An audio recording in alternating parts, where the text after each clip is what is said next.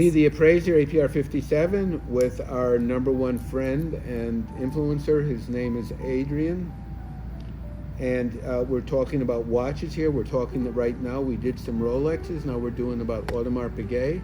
This is an 18 karat gold and steel, beautiful So royal nice. oak.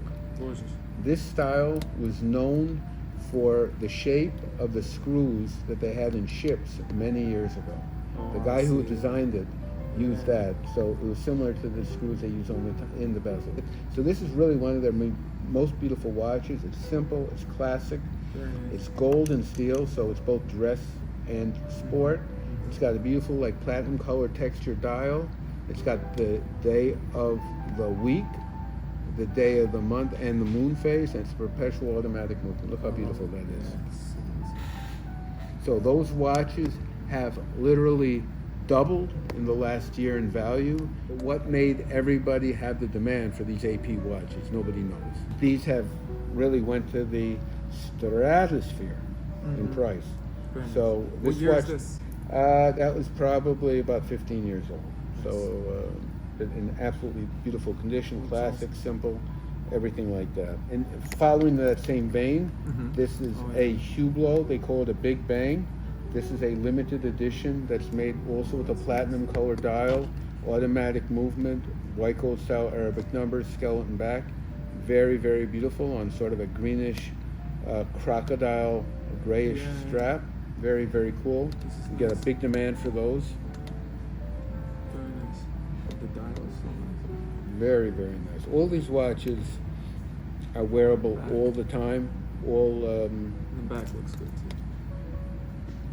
this is another classic. We're here talking about a Panerai. The story is with this watch is they made watches for the Italian military. I think the watches came out originally in the early 1900s. They became famous, I think, in the 1920s and 30s, and during the war.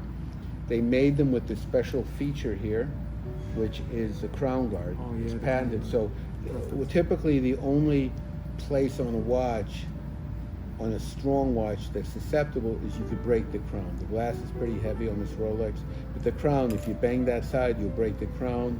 Water will get into the watch, you'll ruin your watch. So they came up with this idea to protect the crown. Oh, You pull that's out the great. crown, very cool. It's what you call engraved out of one piece of metal.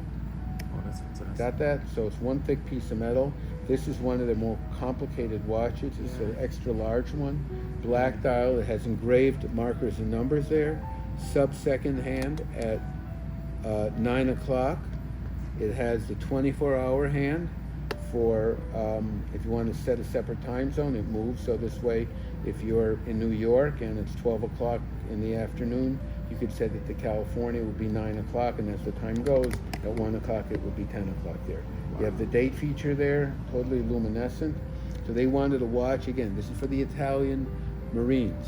So they wanted a watch that was durable, won't break underwater, won't keep perfect time, waterproof, and the glass will be strong, everything like that. And then you have a beautiful skeleton back automatic movement. Oh, it's so nice. In this particular watch, they only made, I think, 500 pieces in the world.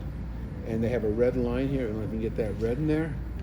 And that's called the power reserve indicator. So if you were to wind or wear it for a fair amount of time, that will tell you you'll have, you see how it goes to blue, right? Let me just check it there.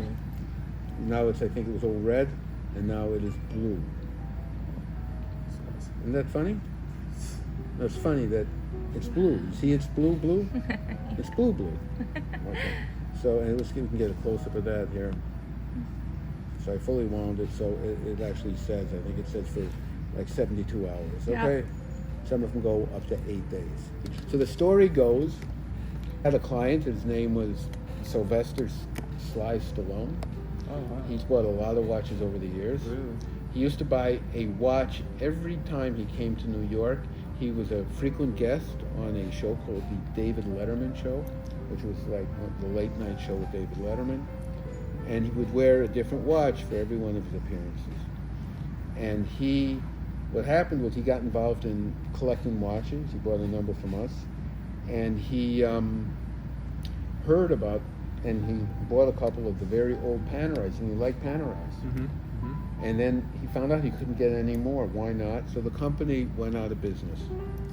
And he said, you know what, let me get them. I'm going to have them, what's the necessary, let me do a little research. And he contacted them, even though they were out of business, and he hired them to make his own watch. So he made, it was called the Sly Tech watch.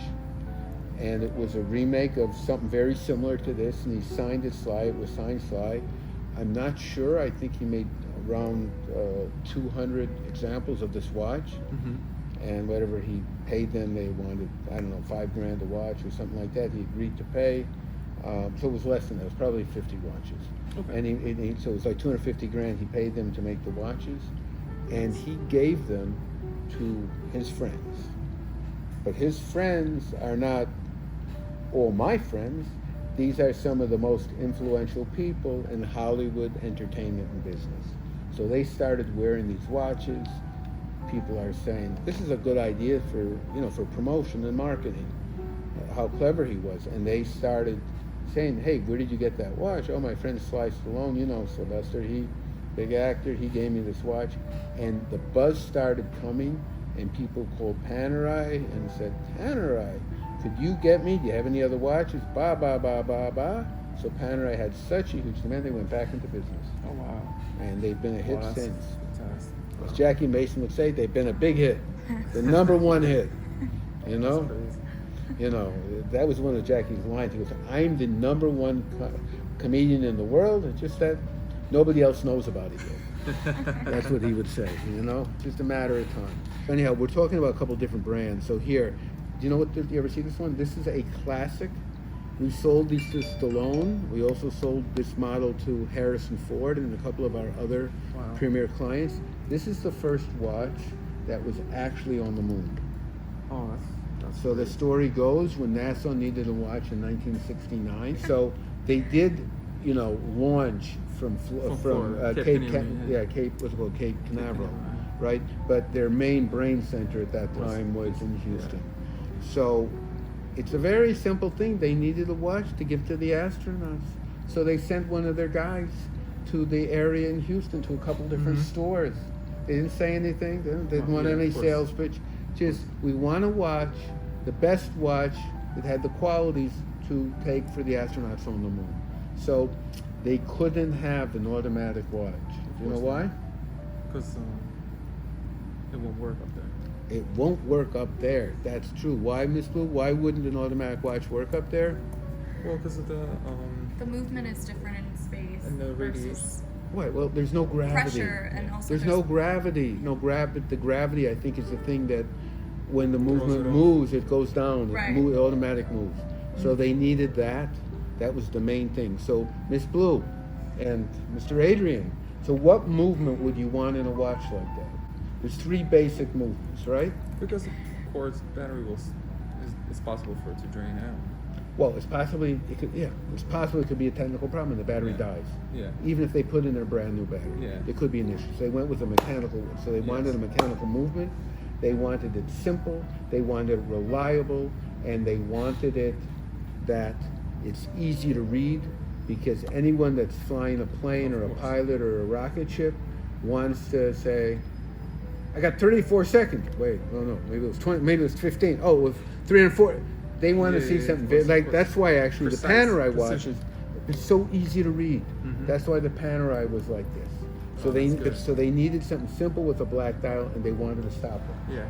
In case they had to time something, how So much they time went you had with left. the So Omega. they went shopping for a couple different watches, and the Omega was the watch of choice. And they went back to the store, and they bought, I think it was, the story is, 8 to 10 watches. Wow. As a trial run, and that became the choice. And right after they made it, it says on the back here, first watch in space, first watch on the moon. Okay? Very cool. So these watches have also become huge collector items. Wow. They're nice, they're beautiful, they're simple, they're classic, and they got a story. First watch on the moon.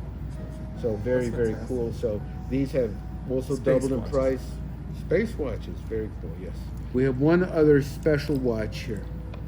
So this is called a Patek Philippe. Now this is not your typical Patek Philippe. Okay, Patek Philippe is known as the premier, really Rolls-Royce of watches, the premier watch in the world. Yeah. Okay, everything is made by Very hand, very precise, simple, classic, and beautiful.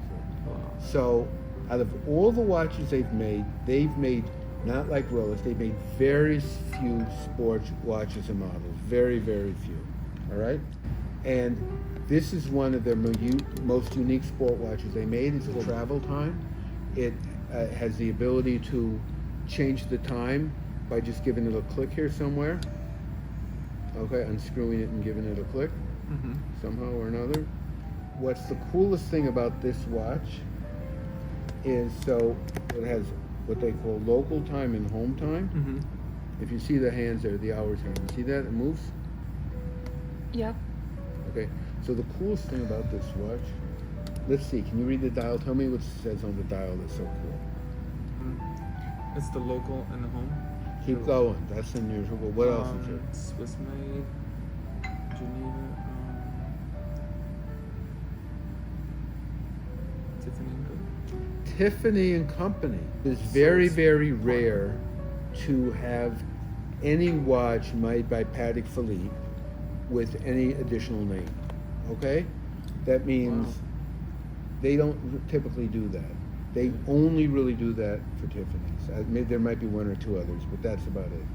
So what is crazy about it is they did it for Tiffany's. Now their general rule is, that means that Tiffany has a general policy that they will never sell any product in their store that is not unique. That means that you can buy in another store anywhere in the world. Right. So how can they sell like a Baume Mercier watch? So the answer is they require any manufacturer of watch or jewelry or anything to brand their name on it. So if you're buying a Baume Mercier from them for $5,000, Baume Mercier, Tiffany will only sell a Baume Mercier watch with Tiffany's name on it. So they say Baume Mercier Tiffany. It's called co-branding. So Tiffany requires, as a general rule, that Patek Philippe will only sell will only agree to give, like Tiffany will agree only to sell the Pateks if Patek will agree to put their name on it, and that's it. So that is the general rule.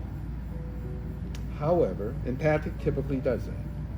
However, there are certain watches that they've made over the years that they're available at Tiffany, but there is no space on the dial for Patek to put Tiffany and Company.